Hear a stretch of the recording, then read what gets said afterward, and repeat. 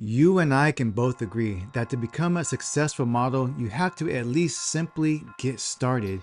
But why spend months, if not years, in this industry just to find out that it's not for you? In this video, we're going to talk about 5 reasons why modeling may not be everything it's cut out to be for you, and what you need to do to mentally prepare and overcome these inevitable obstacles. All right, if this is your first time joining this channel, my name is Christopher Pollard. I've been a photographer for over 15 years, and I've worked with many aspiring and signed models developing their portfolios, headshots, digitals, and more. Over the last 5 or 6 years, we've hosted a major event called ModelCon, which has quickly become the #1 modeling conference in California. And over the years, I've been able to develop relationships with agency scouts, professional designers and photographers, even supermodels who have shared their knowledge and expertise on what it really takes to become successful in this industry. Here are 5 things that you should know before starting a modeling career that might just be a deal breaker. And number 5 is probably going to be the most surprising. Number 1 is going to be the money. Are you really doing this career so that you can make thousands and thousands of dollars? Because as a model, I would say the biggest complaint that I've heard from models all across the board of all levels of experience is how much money is actually in this industry.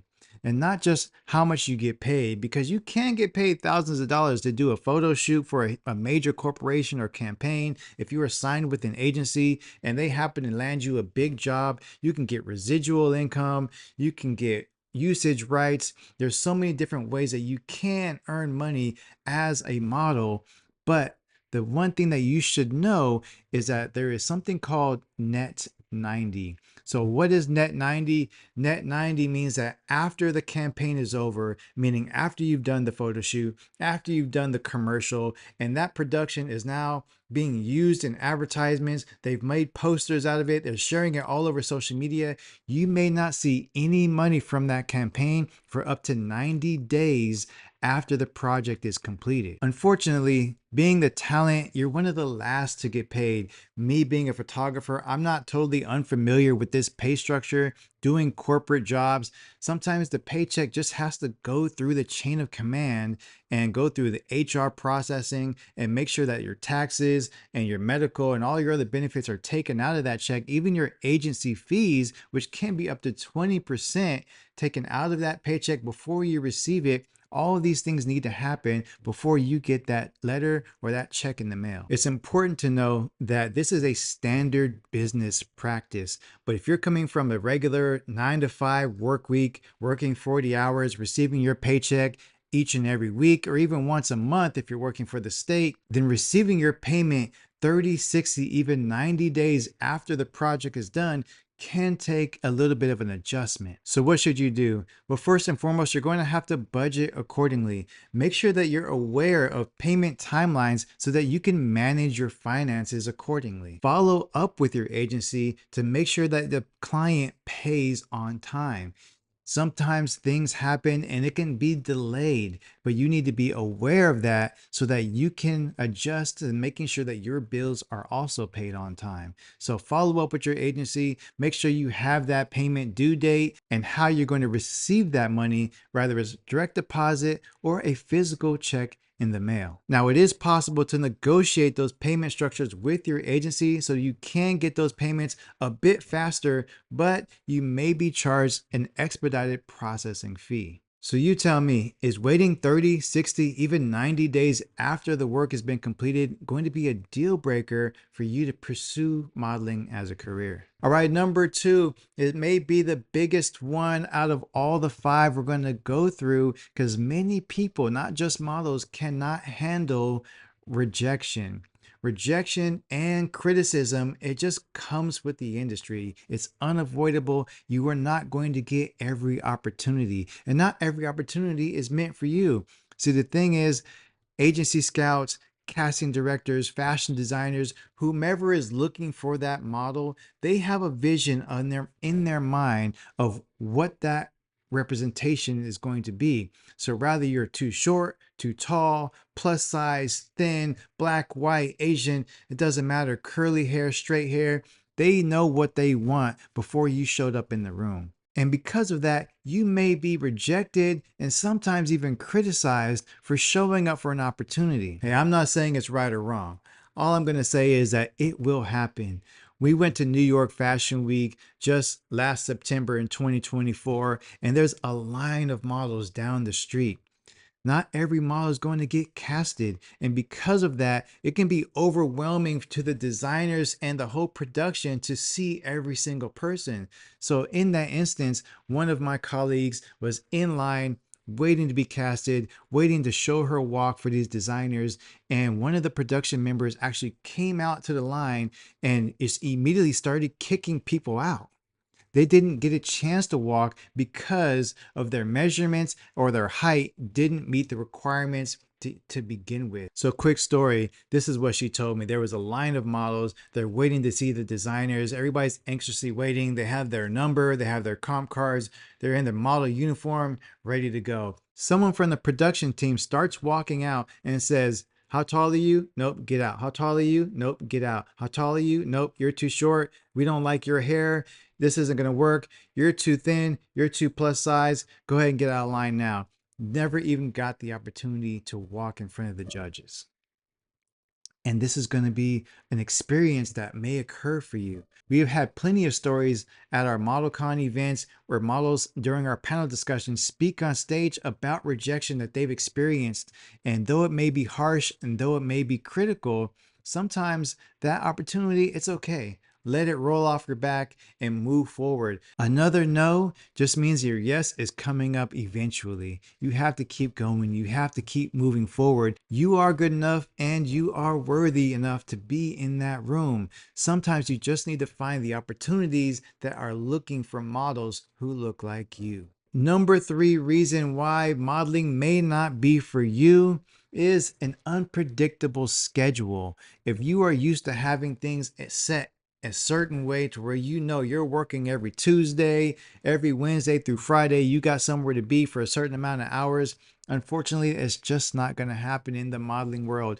Jobs, opportunities, gigs, especially when you're assigned to an agency, they get presented to you at random. You never know when the next opportunity is going to come up. You can receive a phone call today for a job that you need to be at tomorrow. So let me walk you through the process a little bit. Now, this is for our signed agency models specifically. Once you receive a casting opportunity from your agency, you'll get a text message, most likely an email, breaking down what the company is, what the pay structure is, when and where, what time, etc., that the job is going to become available. In that casting opportunity, they're going to have you submit what's called a slate. Your slate could be a video similar to this, doesn't have to be so professional, but a similar video that you record with your cell phone that goes over a set of instructions, lines that you have to say, sometimes even acting out a scenario where it's just you, your camera, a plain background, not all these distracting things that may be present in this video here. They want you to do this against a solid wall, no distracting backgrounds. And microphone you don't need necessarily either, but you get the idea. You're going to have to perform a set of instructions that's going to help the designer or the company decide if they want to cast you for that role. All right, number 4 reason why modeling may not be for you, and this one is really going to come down to mindset. Are you camera ready or are you camera shy? Can you perform on camera when it's time to work? See, here's the thing. If you're dealing with any social anxieties, insecurities, or overthinking that's literally just preventing you from performing on camera, then modeling may not be for you. You have to be able to show up to a job and execute a wide variety of emotions and poses without a lot of instruction. Again, that's primarily going to be for signed or paid models, but that's the goal, right? That's where you want to be. You want to become signed. You want to become a paid model. You want to get good at this experience. It is a talent and a skill that you can work on and grow, but sometimes people, they just can't get out of their own skin. I remember one time I had 2 models for a commercial campaign I was shooting for a local boutique here in downtown Sacramento. And one of the models was more experienced, more polished, and more confident, I'll say. The other model was just getting started, very much so in the beginner stages of her career.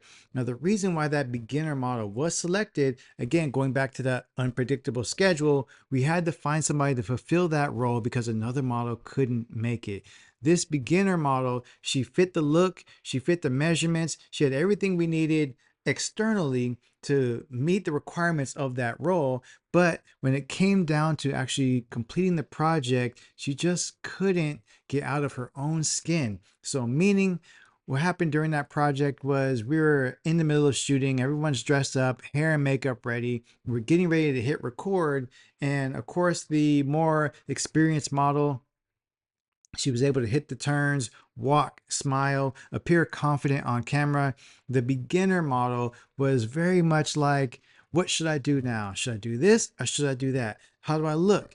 Is this good? Is this bad? And then even just walking was so nervous. I could tell she was so nervous that she was stumbling over the dress, was walking in the heels. It was wobbly. It was all written on her face that she was very uncertain, shy, and reserved. And it just was not coming out how we needed the project to be. So, what happened in that scenario? Now this becomes, it's a waste of time. It's a waste of time for the boutique owner who's watching this whole thing happen. Now it makes the production team look bad. Like, why would you bring this model who cannot just perform on camera? But also, it's very frustrating for our team to be able to have to now try to coach you through every step of the process, and you're just not doing what we need you to do. Now, it is what it is. It's my fault for bringing in an inexperienced model and hoping that she can just do it, fingers crossed. And it's also the model's fault for volunteering to be in that role, knowing that when it came time to turn on the lights and cameras, some people just, as soon as you go like this, they freeze up, deer in the headlights. And it's not easy. I'm not going to say it is. I know people see me on camera like this, they see me speaking on stages with hundreds of people in the room, and we're doing all these events and these workshops, and here I am speaking to you right now. And I remember there was a time years ago where I can confidently say I'm not the person now that I was back then.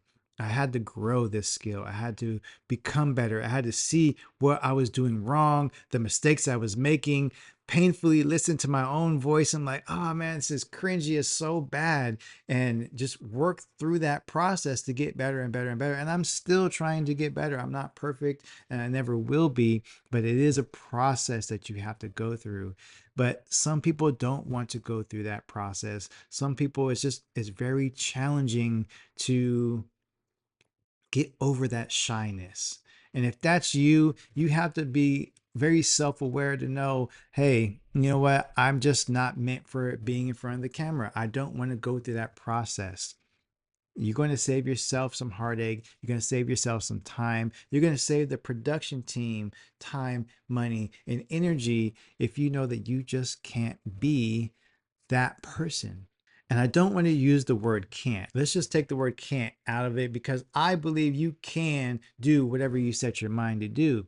But sometimes you have to go through the ups and downs of what it's going to take for you to experience those wrongs and the mistakes and the failures to get to the professional level that you desire. Is that you? Can you go through that process? Can you overcome those insecurities that you may be feeling on the inside? And this is a reason why models start modeling in the first place. Not even because they want to be on the covers of magazines, not even because they want to be in these major productions or fashion shows, literally just because they want to become more confident. And you can do so, but you have to go through the process. Is that a deal breaker for you? All right, number 5. And like I said earlier on this video, this may be the most shocking part of the modeling world that you may have to get used to. And what is that? Hey, unfortunately, in this industry, you have to be really comfortable with your own body. Sometimes, especially for high fashion and runway models, you have to wear garments that are sheer, see through, sexy, or revealing, and you can't tell the designer no. Are you okay with nudity in the fashion and modeling world. Now, if you have standards, moral beliefs, or just a hard nose in certain areas, then you don't have to be that type of model. You can be a commercial model, you can be a parts model, a fit model, a fitness model. But if you are desiring to be in certain aspects of this industry, particularly in the high fashion and runway side of things, you cannot tell a designer in a professional setting that you will not wear their garments. Most often, they are not going to have you in the show anymore. They won't even work with you. It'll actually make you look bad with your reputation and your agency if you are refusing to wear certain garments at a major production. Depending on where you are in the world, you may have designers that you work with frequently or in your local cities and shows, and they make adjustments for you. They customize things for your comfortability, and that's great, and that's an amazing thing for them to do. But the higher you go up in the scale of professional modeling world, you don't have those luxuries. I actually had a conversation with supermodel Luciera on stage during our ModelCon event last October, and I asked her that same question, and here's what she had to say. I have a question for Go, you. go ahead. I've been waiting for this.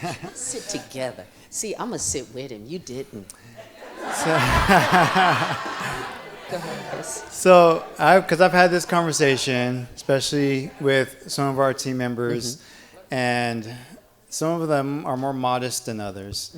But and there's photography, there's modeling, on social media where it's very basically nude. You're showing a lot of your body, and obviously there's more professional modeling. It can be done elegantly.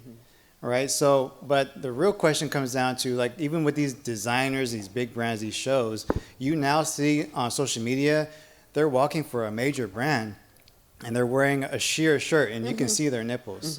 So how much does the model have a say so? I'm like, I don't want to wear that. I'm not comfortable. No say so. I'm sorry. A celebrity does. A celebrity has say so. A model doesn't. I'm very sorry. That's the name of the beast. That's, it's like asking a professional basketball player, do you have to practice with the team? Can you have, time to practice alone and to think, no, you got to practice with the team. You got to travel with the team. This is part of the team. Now listen, you don't have to be naked for any photographer. That's not an option. And on that note, ladies, please be careful when you're doing fittings. Check for video cameras. I was choreographing a show, and I went on the fitting just to say hi to the girls, and I noticed cameras. And I walked out. I got fired. I got fired because I went off. And they tried to tell me, oh, I'm sure the cameras are not on. They're in an office, and they're somewhere. And I'm like, you're kidding, right? These ladies are changing, and I got let go of because I stood up for the girls. But please notice if there are cameras in there. But part of translucent tops, I hate to say it, that's not something Europeans are ashamed of. Most of the beaches in Paris are topless. They really, really are. But I'm a devout Christian now. Gave my life to the Lord 18 years ago. Thank you. I'm not wearing any transparent tops. But I'm at a status where I don't have to. But I'm never going to lie to you guys. I'm never going to lie to you guys. Now, if you want to take the designer to the side and say I'm not comfortable, that's different. When I left my modeling agency, I didn't model G-strings. And what else? I didn't do G-strings. That's all. When I left the agency, that's all I wouldn't do. But there are girls who won't wear fur. Yeah.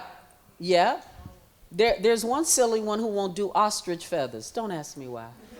I don't know what they doing to the ostrich. I'm gonna let the ostrich live his life. But she won't do that. But that is a part of the beast. That really is, ladies. So there it is, right there, directly from one of the most professional people and respected people in this industry. You don't always have a choice. So not every opportunity is going to be designed for you, and it's okay to say no.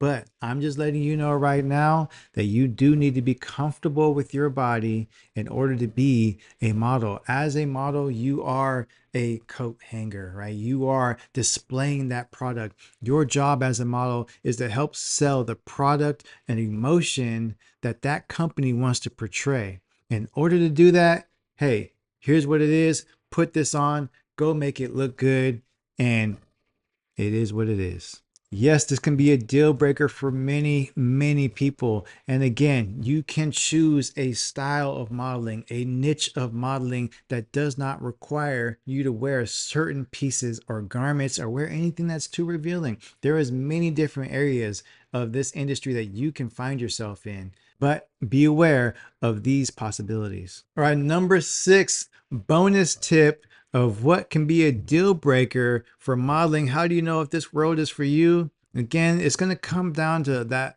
shyness that we talked about earlier. Are you able to network? Professional networking in the industry is vital for your career. Who you know can provide you with more opportunities than sometimes even how good you are at performing the opportunity in the first place. Earlier, when we talked about that new inexperienced model who was selected for a commercial campaign for that project we were shooting, she was selected because she knew someone from our team and she was able to get her foot in the door. Unfortunately, she wasn't able to perform her duties. But once you have the skill set and you also have the network of people that know who you are, know what you do, and can at any time on predicted schedule call you for an opportunity, then that may be what you needed to make your big break into the industry. When you walk into a room, shake people's hands, look them in the eye, ask them what they do, tell them what you do. The more people who know who you are and what you do, the more likely you're going to get an opportunity in the future. Sometimes the opportunities come from people that you never would expect. I can speak for myself in this instance as a photographer in the industry for over 15 years. I've gotten so many phone calls, emails, text messages, direct messages on Instagram saying, hey, we can't find a photographer. Somebody flaked out on us last minute. We need somebody to fill this role. Can you do it? Such and such referred you. Oh, wow. I don't even remember meeting that person 5 years ago at a networking event, but I'm glad they still remember me and they know who I am and what I do. I have made thousands of dollars through my network. So there's a saying that you may want to write down is that your net worth equals your network, or vice versa. Your network equals your net worth. So the more people you know, the more potential money that you can make. In the world of fashion and modeling, there's going to be opportunities that come up for you and you don't even have to go to the casting because you know the designer, you know the photographer, you know someone on the production team, and they just need somebody to fulfill a role. Hey, we need somebody to walk in these designs. Someone couldn't show up, or I don't have anybody who looks like this. Do you know someone? Oh, yes, I know this person. They're great. They've walked for me before. Boom, you're in the door. You didn't even have to show up to the casting. That's where you want to be. You want to know so many people and you want to have so many people know you that you can get opportunities without even trying. So, can you network? Can you present yourself as that professional person? Can you go up to strangers if necessary and introduce yourself and explain to them who you are? Or are you too shy? Are you too reserved? Are you too socially awkward, maybe, to even present yourself in that way? These are going to be the things that can make or break your career. And I hope the best for you. I wish you nothing but success and prosperity and a portfolio that is beyond your wildest dreams. If you think that this information was valuable, then reach out to us. Let us know in the comments which one of these tips resonated with you the most. If there's something that I missed, if there's a number 7 or number 8, something that you feel like, oh man, I wish somebody would have told me this when I first started modeling, I probably never would have done it. Let me know that in the comment section as well. And last but not least, just so you know, every Tuesday we do a live call on Zoom where you can interact with us as we go through lesson plans just like this. We give modeling tips, advice. We have guest speakers, kind of conversationally podcast style. We've had supermodels, we have luxury brand photographers, agency scouts on our live calls. If you want to get on our live calls and see our presentations and ask questions and be a part of our community, then leave a comment below or reach out to us on Instagram at modelcon underscore and send us a message, and I'll send you a link so that you can sign up for our weekly live calls and we can discuss all things modeling all the time. But until next time, I'll see you on YouTube, and I hope your career is successful.